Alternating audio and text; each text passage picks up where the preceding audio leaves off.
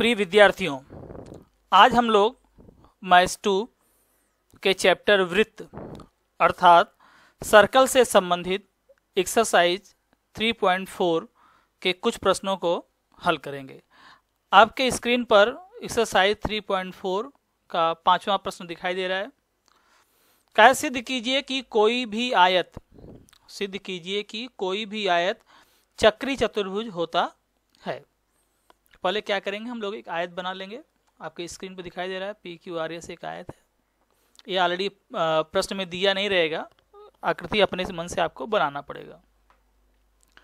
तो जिसमें केवल स्टेटमेंट दिया हो, ध्यान रखें आप कि जिसमें केवल स्टेटमेंट दिया हो और अपने मन से आकृति इत्यादि बनाना पड़ रहा है तो उस पर दत्त साध्य सब लिखना आवश्यक होता है, क्योंकि उस पर क्या है, मार्क्स होते हैं।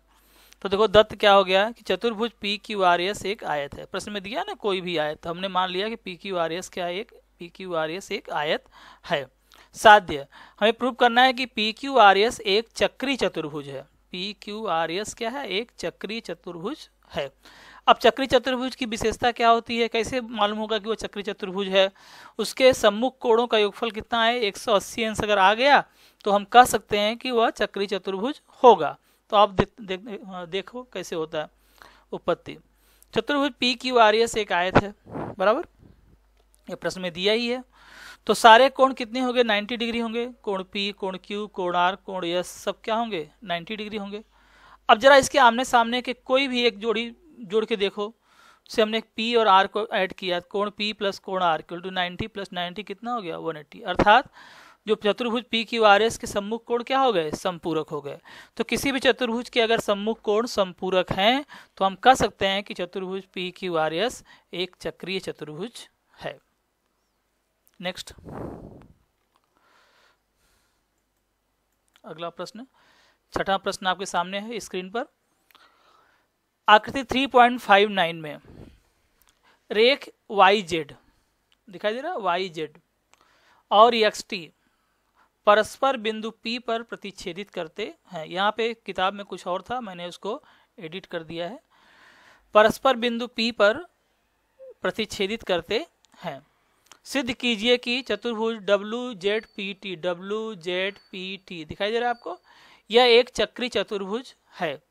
सेकंड, बिंदु XZTY यह कहाँ है, एक ही वृत्त पर है, अर्थात वो चारों जो है चक्रीय बिंदु है। अब देखो पहला हमें प्रूव करना है कि वो एक चक्री चतुर्भुज है। तो चक्री चतुर्भुज के लिए अभी जस्ट हमने बताया कैसे होगा, उसके आमने सामने कोणों का योगफल 180 आना चाहिए तो वह चक्री चतुर्भुज हो जाएगा। और अब देखो यहाँ पे उपपत्ति, पहले फर्स्ट के लिए YZ जो है लंब है किस पर, WX पर। देखो YZ लंब है किस पर, WX पर, और ऐसे ही XT जो है लंब है किस पर, WY पर। लंब है तो ये सारे कोण क्या होंगे, 90 होंगे। ये वाला भी होगा, ये वाला भी, ये भी, सब आपस में क्या हो जाएंगे, 90 90 90, चूंकि लंब है। तो देखो WZP मतलब ये 90 होगा, और WTP ये भी 90 होगा, मतलब ये भी 90 होगा और ये भी 90 होगा। इन दोनों को ऐड कर दो, WZP प्लस WZP और WTP दोनों कोणों को ऐड करोगे तो कितना आएगा, 90 प्लस 90 कितना हो गया, 180 डिग्री। तो अब दोनों का टोटल आ गया 180 डिग्री। तो हम कह सकते हैं कि जो चतुर्भुज WZPT है उसके सम्मुख कोण क्या हो गए, संपूरक हो गए, मतलब उनका टोटल कितना हो गया, 180 हो गया। इसलिए WZPT एक चक्रीय चतुर्भुज है, बराबर।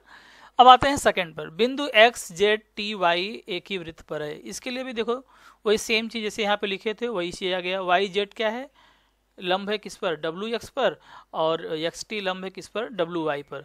तो ये कोण XZY ऑलरेडी इसमें फिगर में भी दिखा भी दिया है, लेकिन आप जानते हो लंब है तो ये भी 90 होगा, ये भी 90 होगा।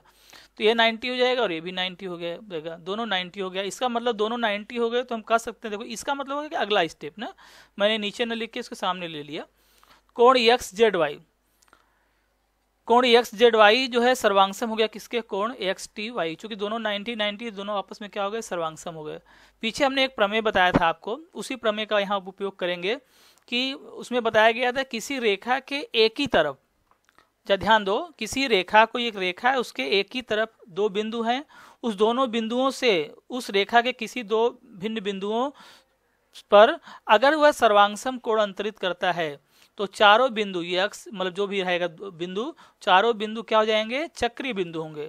चक्रीय बिंदु का मतलब हो गया कि वो चारों बिंदु कहाँ आएंगे, एक ही वृत्त पर आएंगे। अब यहाँ ध्यान दो,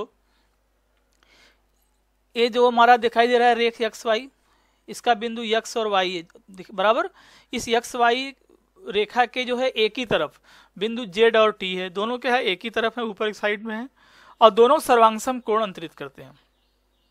हमने यहाँ लिखा है बिंदु जेड तथा टी रेख एक्स वाई के एक ही ओर स्थित बिंदु है, और उस पर निर्मित जो कोण एक्स जेड वाई और कोण एक्स टी वाई वो परस्पर क्या है, सर्वांगसम, क्योंकि दोनों 90 डिग्री है। तो हम कह सकते हैं कि बिंदु एक्स, बिंदु जेड, बिंदु टी और बिंदु वाई ये सब कहाँ होगा, एक ही वृत्त पर होगा। मतलब अगर इसको हम लोग सर्कल ड्रा करेंगे तो ये चारों बिंदु कहाँ आएंगे, वृत्त पर आएंगे। ठीक, यह आपको ध्यान रखना है कि अगर किसी भी रेखा के एक ही तरफ स्थित दो बिंदु आप जो है उस रेखा पर स्थित दो भिन्न बिंदुओं पर से सर्वांगसम कोण अगर अंतरित करते हैं तो चारों बिंदु क्या होते हैं, चक्रीय बिंदु होते हैं, अर्थात एक ही वृत्त पर स्थित होते हैं। अब अगला प्रश्न, आकृति 3.60 में मेजर ऑफ चाप एन एस, देखो यहाँ से एन से लेकर एस, ये जो चाप है इसकी वैल्यू दिया है 125 डिग्री। मेजर ऑफ चाप ई एफ, ये देखो ये दिया कितना 37। तो बोला है कोण एन एम एस, मतलब कोण एन एम एस मतलब इस कोण का मान हमें ज्ञात करना है। तो देखो पीछे ये भी मैंने प्रमेय बताया था पीछे, कोण एन एम एस का जो शीर्ष बिंदु मतलब यह कोण ये जो बिंदु एम है ना, एन एम एस का शीर्ष बिंदु वृत्त के कहाँ है, बाएं भाग में है, ये वृत्त के बाहर है। तो अगर वृत्त के बाहर होता है तो उस कोण का मान क्या होता है, दोनों चापों के अंतर का हाफ होता है। दोनों चापों का अंतर मतलब बड़े चाप में से छोटे चाप को आप घटा दो, उसको सबट्रैक्ट कर दो और उसका हाफ कर दो, तो हाफ मेजर ऑफ चाप एन एस, जो बड़ा वाला चाप है एन एस, जो अंतरखंडी चाप है ना, इस कोण के अंदर कौन सा अंतरखंडी चाप है, एन एस है और क्या है, ई एफ है। तो एन एस चाप एन एस और चाप ई एफ के अंतर मतलब बड़े में से छोटे को सबट्रैक्ट करना है, अंतर का हाफ होता है। ठीक ना, तो 1/2 एन एस का वैल्यू दिया है 125 और ई एफ कितना 37 है, तो 125 में से 37 सबट्रैक्ट कर दोगे, घटा दोगे, आ जाएगा 1/2 मल्टीप्लाई 88। इसको 2 से कट करोगे तो एन एम एस कोण एन एम एस का मान कितना आ जाएगा 44 डिग्री। अगला प्रश्न, आकृति 3.61 में जीवा एसी और जीवा डीई बिंदु बी पर प्रतिच्छेदित करते हैं। कहाँ प्रतिच्छेदित कर रहे हैं, बिंदु बी पर। क्या यदि कोण ए बी, देखो यहाँ पे इस कोण का मान दे दिया है कितना 108 दिया ना, 108 अंश, और चाप ए का मान दिया है 95 डिग्री। ध्यान दो बिंदु बी जो है केंद्र नहीं है ना, वह केवल दो जीवाएं एक दूसरे को बिंदु बी पर प्रतिच्छेद कर, इसका केंद्र कहीं और होगा।